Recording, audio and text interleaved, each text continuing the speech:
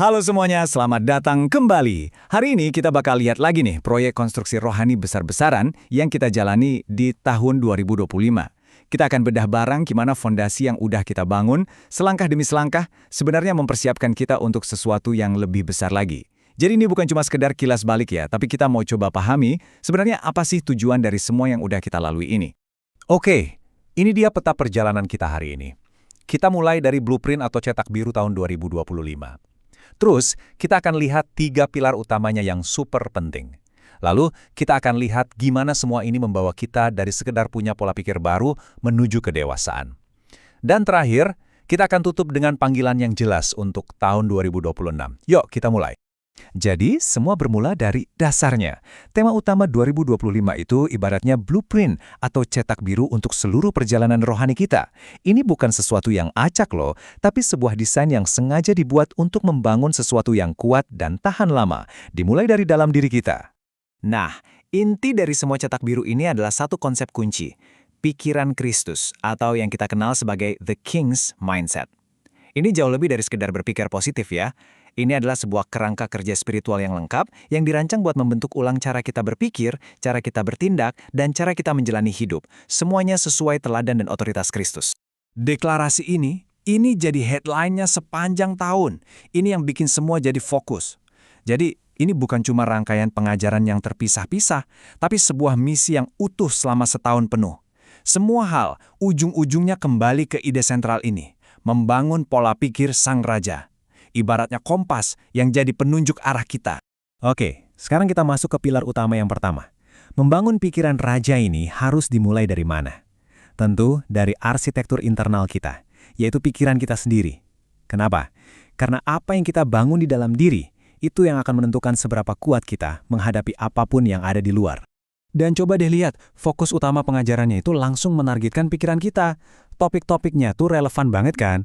Mengatasi overthinking, melawan pikiran-pikiran negatif, pikiran yang isinya khawatir melulu, sampai membuang rasa rendah diri. Ini bukan topik yang enteng loh. Ini adalah pertarungan internal yang nyata dan kita semua hadapi setiap hari. Nah, slide ini dengan jelas banget menggambarkan konflik intinya. Ini seperti memilih di antara dua sistem operasi yang berbeda untuk hidup kita. Di satu sisi, ada filosofi Kristus yang dasarnya kebenaran abadi dan cara pandang kerajaan. Di sisi lain, ada filosofi dunia yang dasarnya perasaan yang gampang berubah, yang seringkali bikin kita terus membanding-bandingkan diri dan ujung-ujungnya frustrasi. Oke, dari pikiran, kita lanjut ke pilar kedua. Pilar ini adalah tentang koneksi vital yang jadi sumber kekuatan untuk seluruh bangunan rohani kita. Doa. Tanpa ini, fondasi pikiran yang baru tadi nggak akan punya tenaga untuk bertahan. Tujuannya di sini jelas banget, mengangkat doa dari yang tadinya mungkin cuma rutinitas menjadi sebuah praktek yang benar-benar efektif dan punya otoritas. Caranya gimana? Dengan belajar mindset doa yang benar, mencontoh model doa Yesus, dan mengerti gimana caranya berdoa supaya iman kita nggak goyah, bahkan di saat-saat paling sulit sekalipun. Sekarang, kita masuk ke pilar ketiga. Nah, disinilah semuanya jadi nyata. Pilar ini adalah tentang bagaimana kita mengambil pikiran yang sudah diperbarui dan kehidupan doa yang mendalam itu, lalu kita terapkan di dunia nyata. Disinilah cetak biru kita menjadi sebuah bangunan yang hidup dan bernafas. Pikiran Kristus ini harus terbukti di medan perang kehidupan sehari-hari.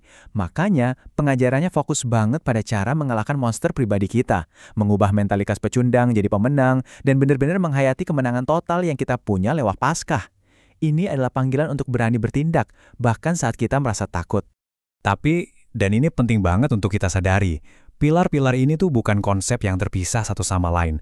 Semuanya dirancang untuk menopang setiap area dalam hidup kita. Ini adalah sebuah kerangka kerja yang utuh. Contohnya, prinsip-prinsip ini diterapkan ke hal-hal yang sangat praktis, seperti keuangan. Kita diajak untuk mengelola keuangan kita bukan lagi dari perspektif dunia yang seringkali penuh ketakutan, tapi dari perspektif kerajaan Allah. Beda banget kan? Dan gak berhenti di situ, penerapannya meluas sampai ke kehidupan kerja kita, tentang gimana seharusnya pikiran dan sikap kita saat bekerja, bahkan sampai ke kehidupan rumah tangga. Ini membuktikan bahwa pola pikir ini dirancang untuk seluruh aspek kehidupan, bukan cuma buat hari Minggu saja. Jadi, sampai di sini, kita bisa lihat ya, fondasi tahun 2025 itu sudah diletakkan dengan sangat kokoh. Nah, sekarang muncul pertanyaan besar. Sebenarnya, fondasi ini dibangun untuk apa? Apa sih tujuan akhirnya? Nah, disinilah kita melihat transisinya. Tujuan sebuah fondasi itu kan bukan untuk dipandangi saja, ya kan? Tapi untuk menopang bangunan di atasnya. Jadi sekarang, kita bergerak dari membangun pola pikir ke level konstruksi selanjutnya, yaitu membangun kedewasaan. Dan ini dia, inilah inti dari panggilan untuk tahun 2026. Sangat sederhana, tapi juga sangat mendalam. Untuk menjadi dewasa di dalam Kristus. Tujuannya bukan lagi sekedar memiliki pikirannya, tapi untuk bertumbuh menjadi serupa dengannya, baik dalam karakter maupun dalam tindakan kita. Jadi, pertanyaannya sekarang jadi sangat praktis. Fase konstruksi berikutnya ini kelihatannya seperti apa sih? Gimana caranya kita membangun ke atas dari fondasi yang udah kokoh ini? Nah, dari semua pengajaran di tahun 2025, kita bisa tarik 3 langkah praktis menuju kedewasaan. Pertama, pegang firman. Jadikan firman Tuhan itu jangkar dalam hidup kita. Kedua, ikuti roh. Ini soal belajar peka mendengarkan dan menanggapi Roh Kudus setiap hari. Dan yang ketiga, tekun dalam perlombaan. Bertahan dengan fokus karena kedewasaan itu proses, bukan hasil instan. Pada akhirnya, ini adalah sebuah perjalanan yang terus berlanjut. Kita bergerak dari pembaruan internal, yaitu mindset, menuju pertumbuhan rohani yang menyeluruh, yaitu kedewasaan. Tujuannya bukan cuma cara berpikir yang baru, tapi sebuah level kehidupan yang baru.